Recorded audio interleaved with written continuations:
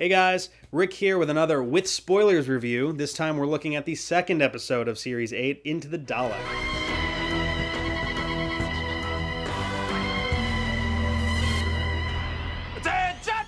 Now, before we get started, I should mention that even though this video is definitely going to come out after Robot of Sherwood has aired, I haven't watched it yet.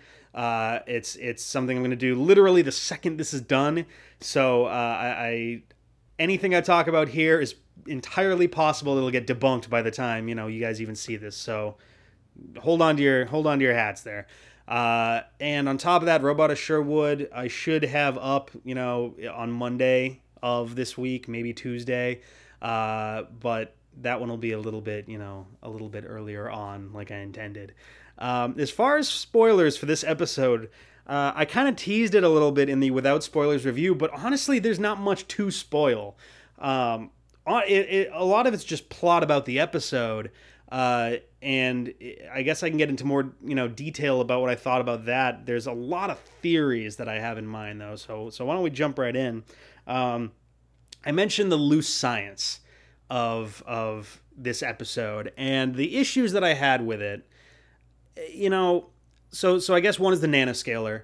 We don't see the Doctor shrink himself too much. And I mentioned before that, one of the pieces of homework from the Without Spoilers episode was that people should watch Let's Kill Hitler. And it was for two reasons. One, because the antibodies of the Dalek were very similar to the security, whatever they were from the Tesselecta, which I still don't entirely understand what those were doing there. If it was a robot built for the crew, why do they have little tiny droids going around killing anyone who doesn't have their security upgrade, whatever? I guess espionage was common in 51st century or wherever they came from. But so there's that, but there's also the miniaturization ray. How do we fit? Miniaturization ray. How would you know that? Well, there was a ray and we were miniaturized. Right. The way that it got described initially in that episode was that it was an array that shrunk people down and pulled them inside, which makes sense. But the Doctor also sort of suggested it was TARDIS-like, that maybe they weren't actually shrunk, maybe they were actually just in a compressed space or something.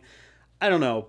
But we don't see the Doctor do shrinking that much. That's one of the only times that I can think of in recent memory at all where it's happened. I'm sure they did it in the classic series here and there. It's a pretty common sci-fi trope, especially from the 70s and 80s. I mean, Rick Moranis made 3 movies out of shrinking and blowing things up, so... it felt a little bit strange. It wasn't the worst part of it. I actually really liked the idea of the architecture of the Dalek being like a building that they had to navigate. My issue was more with the end of the episode. The best way I've heard this described, I don't even remember who said it, but someone mentioned it to me as the Carl Sagan moment. And that's when he takes the 2 wires inside the Dalek's brain, zaps them together, and then he's right in your face. See the beauty of the universe. That was a terrible Carl Sagan impression. I'm ashamed. I'm a big science nerd, so that's pretty awful. Billions and billions of shames. But so, I appreciate what they were going for. And I get that the idea was to link their brains, except it was done so weird. That was also what reminded me of Parting of the Ways, when he's got his sort of, blow up all the Daleks dynamite setup going on, and Genesis of the Daleks, where he has that moral quandary of, should I kill all the Daleks, or is that going too far? But if I kill, wipe out a whole intelligent life form, then I become like them. I'd be no better than the Daleks. I loved that they made that the twist, though, in some ways, that here we are, we're right on the brink of a truly good Dalek, like a Dalek that sees beauty, and it's not beautiful because it's hatred, like we've seen in other Daleks. It's beauty because it's seeing the universe rebuild itself, and that's really powerful and cosmic and huge. And then, at that last second, the Dalek just sees the Doctor's just unbridled, limitless hatred of Daleks. And he goes, oh, you're really good, so this is really good too, and now I have to hate all the Daleks. It's like, oh, no. I see beauty I see divinity. I see hatred. Hatred. I see your hatred of the Daleks, and it is good. That was a good pain. It hurt to watch, and you feel just, God, why? But, like, it's good because that's the kind of dramatic, you know, tension and resolve that we need. You know, we can't just go in expecting something to happen and then have it happen, because that's boring. It's not entertaining. It's fan fiction, you know. Not to say that fan fiction is always necessarily bad, but, you know, we write out stories in our heads about how, oh, but what if it just ended like this? Or what if they just flew the ring to Mordor? It'd be so much easier. It's like, yeah, but then you wouldn't have a movie. So, I don't even really like Lord of the Rings that much. So that's an interesting example out of me. But yeah, it was a neat twist. I thought that was kind of cool. And honestly, that part was a really neat part, and then it made me hate the episode, and then I loved the episode when I really started to look into it, especially because that last line, and the other reason that I made people, you know, watch Dalek, other than the fact that this episode is so carbon copy of Dalek, it's ridiculous. If it wasn't for the Fantastic Voyage chunk, where they're actually inside the thing, it would just be Dalek 2. But so, you know, the very end where, you know, he says, Victory would have been a good Dalek. I am not a good Dalek. You are a good Dalek. and you just get that shot, and it mirrors perfectly Series 1, where Chris Eccleston is dealing with this Dalek, and at the end he just says, you know, The Daleks must survive. The Daleks have failed. Why don't you finish the job and make the Daleks extinct? Rid the universe of your filth. Why don't you just die? You would make a good Dalek. So now we find out that, 1,000 years later, or for the Doctor, for us it's been, 9.5, we see that he has become a good Dalek because all he feels for Daleks is hate. And it's a really appropriate, we're seeing a lot of mirroring so far in this season. We got the clockwork droid who just keeps rebuilding himself, and is he even really the same thing anymore? And now we have this good Dalek who sees beauty in hatred still, like the Daleks always do, but he sees it in the Doctor's hatred of the Daleks, which mimics perfectly how the Daleks hate everybody else. And even between the two of them, the one with the more altruistic goals here is the Dalek. It sees beauty, and all it wants is beauty, and meanwhile the Doctor is coming in saying, like, well, we have to fix you because you're broken. And then he looks at him and he sees, oh, you're full of hate, so that must be good, right? Yeah. So it's interesting to see it flip in such an interesting way. The reason I said that this episode was almost ruined is because there was a leaked shot. Well, the whole episode was leaked because, Jesus Christ, everything has been leaked lately for Doctor Who. It's kind of getting ridiculous. But there was a scene in the black and white copy where the Dalek, I haven't watched this yet myself, where the Dalek goes back to the Dalek ship because, the other Daleks don't know that he's turned. He goes back and he blows himself up and destroys the ship, which, if it's the mothership, then cool, that war is over. That's great and all, but it just renders everything in the episode meaningless. Everything. The most that you get out of it is the Doctor is more depressed, and that he knows that he hates Daleks so much that he can't even trust himself anymore. That's it. That's the entire point of the episode, and I get that maybe that was the theme, that some fights you can't win. They set it against a war that seemed impossible to win. You're fighting Daleks, you're gonna die. That's how it works. So maybe that was the point, is that, you may have these great intentions, but they still may mean nothing if you don't do it right. I'm hoping very much that Rusty comes back at some point. I really, really do. We've got so many recurring characters that need to, take a break. Rusty might be nice to see again, just because it's nice to see a character like that who has this weirder, more alien sort of conflict that we're not used to. And I just hope that they don't, canonize him blowing up his ship and that's the end of it, because how useless is that? It's one ship, I don't want to step out of the review too much, but I just got a Facebook message from Ian, who, if you're familiar with our Let's Plays, you might recognize. He says he got attacked by a wild Bidoof, by which he means a woodchuck, while he was out camping. I hope he's okay. Speaking of, the end of the episode and all that, let's go back to the very beginning, because there's something that kind of bugs me that I can't quite figure out. And I've watched the episode 3 or 4 times now, so I don't know if I'm just missing something really obvious, so feel free to like rail on me in the comments, but why did the Doctor happen to save Journey Blue in the first place? Why was he there? He wasn't intentionally seeking out Daleks to fight. He was going to get coffee and he got lost on his way back. But it's kind of strange to accidentally on your way back happen to save someone from an exploding ship and then know all the details about what's going on. I don't get it. I'm a little lost on that one. Also, the proctology joke was a little bit blue. Fantastic idea for a movie. Terrible idea for a proctologist. So, you know, we've got the Doctor making, you know, ass doctor jokes, and now, which is even funnier as a doctor himself. And then I guess there's a clip, you know, making the rounds right now of him flipping the bird in Robot of Sherwood at Robin Hood. So I don't know what the hell is going on with that. It's kind of strange, honestly. Let's talk about Danny Pink. Because he is honestly one of my bigger points of confusion right now. I know that he's going to be the next companion. They've already publicized that to hell and back. So we get about 7 minutes at the start of the episode of exposition for him. We see him treating a bunch of the kids like cadets, but he's still a little silly because he, you know, helps crack the jokes with the kids. All right, that's kind of cool. All right, second shot of him is going to the calendar. And he's updating his, you know, little scheduler. And, you know, the woman at the desk keeps making sort of vaguely lewd comments. It's like, yeah, I bet you were reading. Yeah, you know, I shouldn't do that. But it's sort of like, okay, all right, so they're trying to build him up as sort of a ladies' man. I get it, all right. And then we get, you know, this shot of him in the classroom, and he's you know, teaching the students. And then one student asks, like, hey, have you ever killed another soldier? And he sort of gives the offhand, like, basically says yes without saying yes. I mean, he was a soldier. It's what happens. It's, you know, a thing. And then he says, please think of another question. So the kid, like a fucking jackass, asks him if he's ever killed a civilian.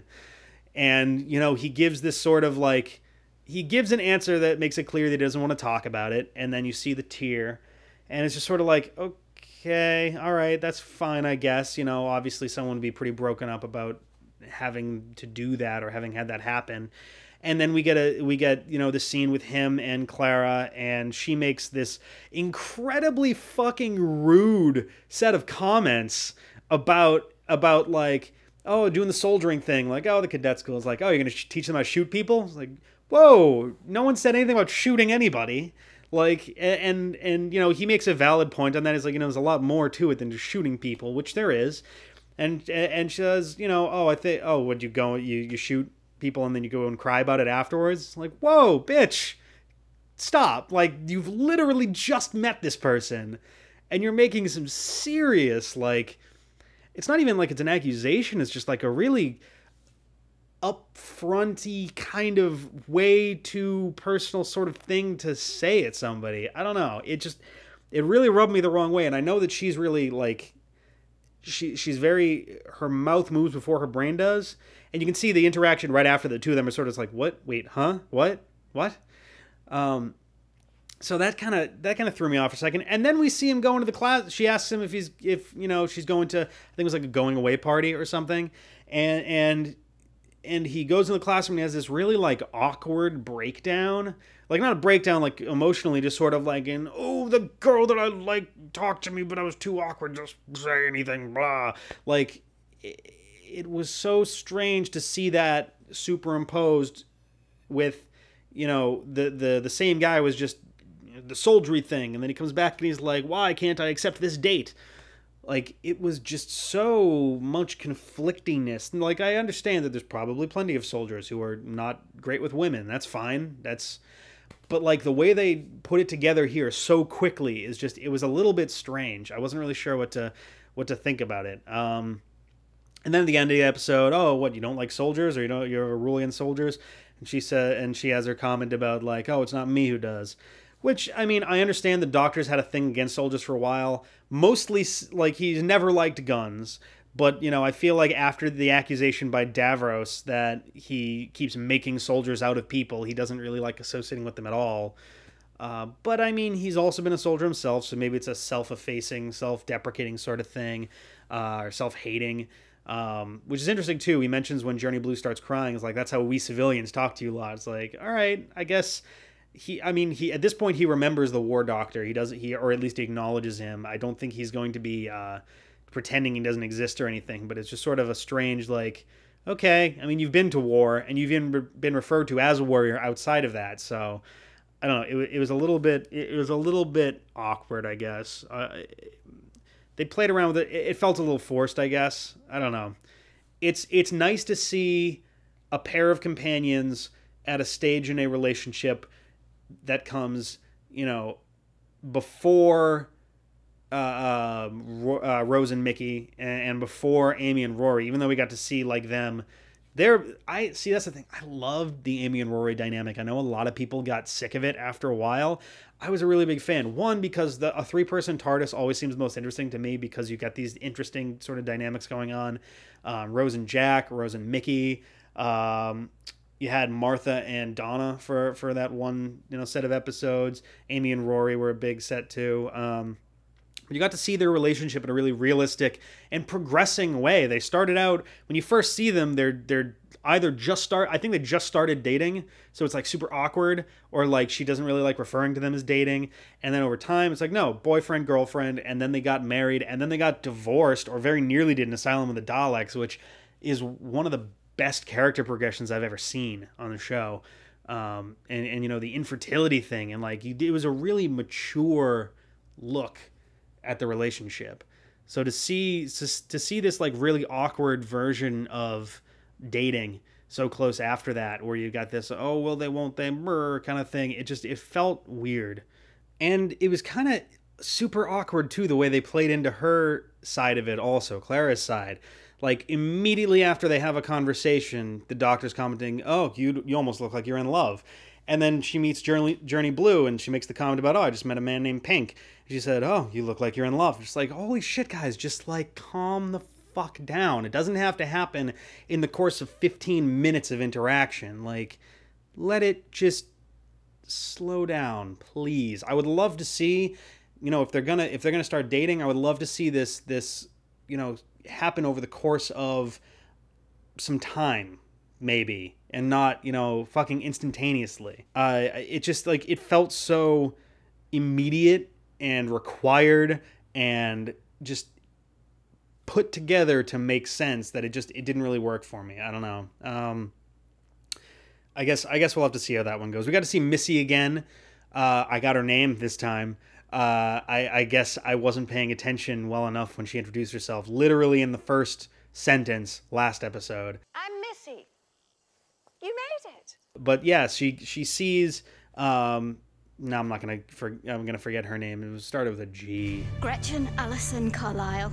Do something good and name it after me. But she also winds up in paradise with Missy, which is interesting because at first it seemed like it might be like, oh, it's this woman is collecting the bad guys to do something with, but there, I imagine Gretchen, I got it, see? I imagine Gretchen probably is not a bad guy. She's a perfectly normal, she's a soldier, and she was a good soldier, and she did what she had to do to help. So this Missy person is sort of amassing people in one way or another. I've heard a really good theory, because Missy could theoretically be short for mistress, which is just the female name you would use instead of master.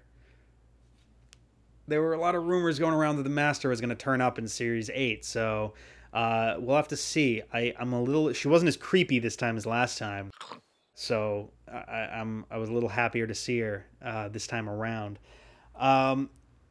I guess I don't have terribly much more to say on this episode. I don't know, it was weird. I didn't feel great about it. Like, I love the new episodes just in general, but I didn't feel good about it the same way I did for the first one.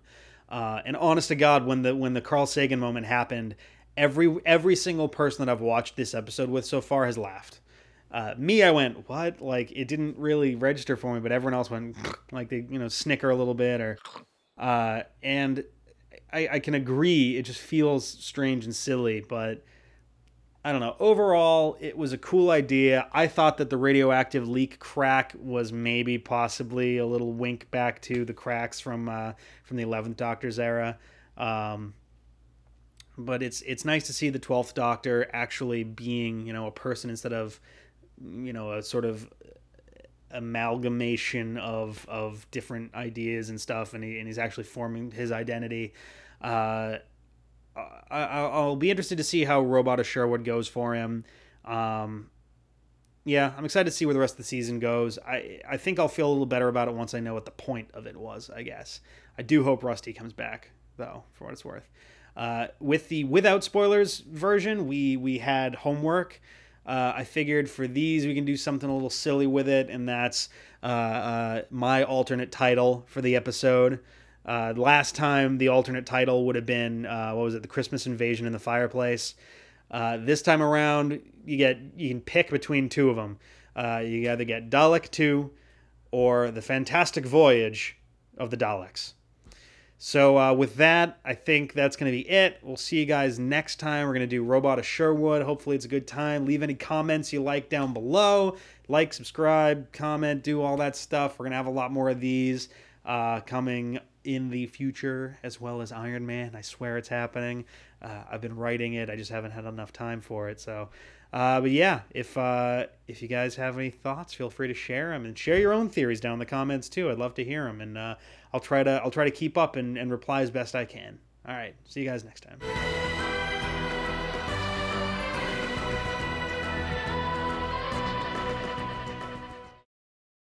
Hey guys, Rick here with another review. This time we're looking at the second episode of Series 8, Into the Dalek, with spoilers. I think it's going to be a good time. Let's get things...